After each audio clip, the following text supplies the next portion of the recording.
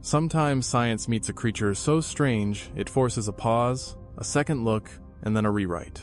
The first reaction is disbelief, then curiosity, and finally the slow excitement of understanding.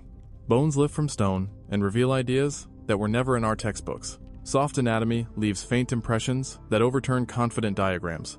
A single fossil can ask a question large enough to stretch across a century. These are the moments when life seems bigger than our categories, and the tree of evolution grows a new branch in front of our eyes. The worlds that produced such surprises were nothing like ours. Ancient seas rolled over warm continental shelves, where sunlight reached forests of algae and sponges. River deltas braided into mudflats that baked hard, then flooded again with seasonal storms. Coal swamps breathed heavy air and fed fires that raced through club moss towers. Deserts shimmered where inland seas had retreated, leaving salt crystals in the long memory of water. Each landscape pushed bodies into shapes that made sense only in that place and time. What looks weird across millions of years was once practical, tuned, and alive. One skull changed how we think about the first steps onto land. Tiktaalik came from Devonian rock, where fish bones usually lie flat and ordinary. This fossil did not. Its fins carried sturdy bones that looked like a wrist, strong enough to press against the bottom of a shallow stream. Its head moved on a neck rather than being locked to the shoulders like a typical fish. Lungs and gills likely worked together while it pushed through plants and breathed air at the surface. It was not a fish in the usual sense, and not yet a true land animal. It stood in the doorway and held it open, showing that the passage from water to land was a series of small, workable steps. Other fossils were so alien that scientists literally turned them upside down. Hallucigenia was a tiny worm-like animal from Cambrian shale that wore long dorsal spines like a fence.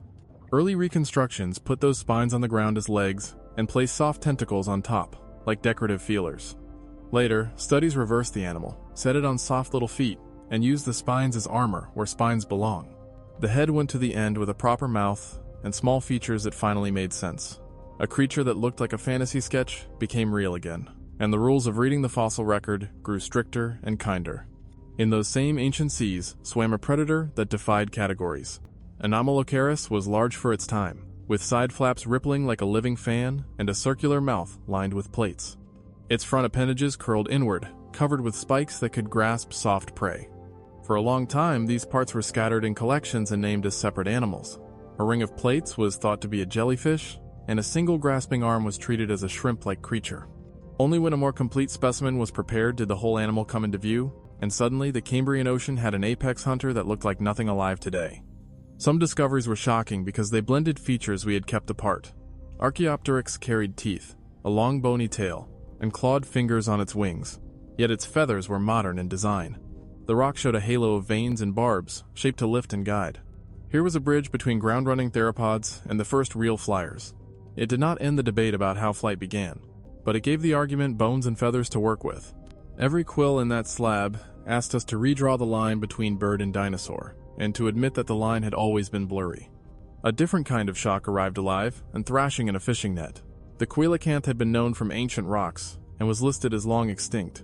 Then, a living specimen appeared in the 20th century, covered in blue scales and moving its paired fins like slow wings. It was not our ancestor in any simple sense, but it was a time capsule, proof that deep habitats can preserve bodies that look ancient because their world remains old. The living fish did not overturn the fossil record, but it reminded science to keep its language careful and its confidence humble. Some animals were puzzles because their weapons made little sense at first glance. Helicoprion left behind a spiral of teeth that looked like a saw blade rolled into a scroll. Skull bones were scarce, so artists placed the scroll on snouts, on throats, and even outside the mouth. Careful work with rock layers and comparisons to relatives eventually set the tooth whorl inside the lower jaw, like a conveyor that moved worn teeth inward and new teeth outward. What seemed like a wild ornament became a tool for slicing soft prey. The lesson was clear. Strange is not the same as useless. Even famous predators can force a rewrite when new bones turn up. Spinosaurus had been known from fragments that suggested a sailback giant living much like other large theropods. Fresh material showed a long, low body, dense bones, shortened hind limbs, and a skull shaped for gripping fish. Together, those features pointed toward a life in and around water rather than running across dry plains. The image of a purely landbound hunter gave way to a picture of a powerful swimmer moving through river channels and coastal lagoons. One animal became a reminder that niches we assumed were closed can open again with a single discovery. Theories grew and shifted under the pressure of these creatures. Transition from water to land became a story of shoulders, wrists, and necks, working together in shallow streams. The Cambrian explosion changed from a list of first appearances into a picture of ecological structure, where predators and prey explored what bodies could do. Flight ceased to be a leap, and became a series of experiments in feathers, lift, and control. Teeth spirals and armor plates sat not as decorations but as solutions, sometimes elegant, sometimes blunt, always subject to the test of the environment. Each fossil tightened or relaxed some part of the grand narrative. Turning points in science arrived not as thunderclaps but as careful sentences in cautious papers. Hallucigenia taught us to check our assumptions about symmetry and orientation before building a whole animal.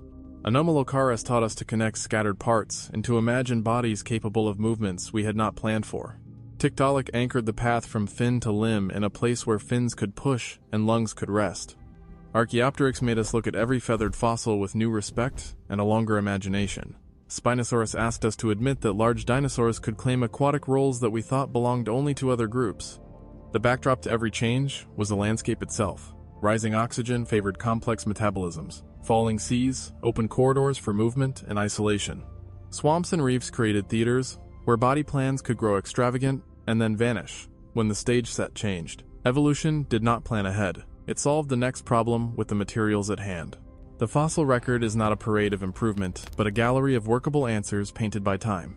Some answers lasted, others did not, and many were stranger than our museums had prepared us to display. What did these creatures teach beyond new facts? They trained a method. They taught scientists to love the uncomfortable moment when evidence and expectation collide. They encouraged patience with fragmentary remains and generosity toward alternative reconstructions. They are warnings against tidy stories and invitations to look again with fresh light and a finer brush.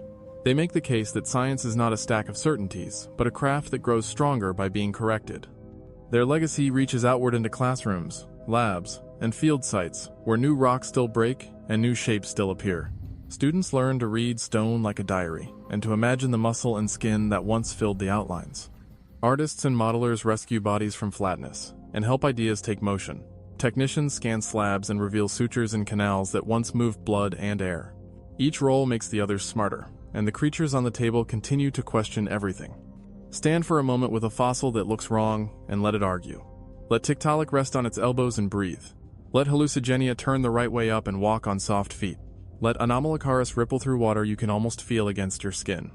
Let Archaeopteryx lift from a branch toward a pale Sunday. Let a coelacanth move in slow strokes through a cave older than memory. Let a tooth scroll sharpen into a working mouth. And let a river giant rise with a sail that is not for show alone. When you do, the past becomes less distant and more alive. The creatures that once made scientists question everything still do. They remind us that nature is not bound by our categories, that the possible is larger than the familiar, and that surprise is not a failure, but a gift. The next fossil that looks impossible may be the one that makes the story truer. Stay curious, keep the questions open, and hold space for ideas that feel uncomfortable at first. The record in stone is not finished, and the strangest chapters may still be waiting in the next layer.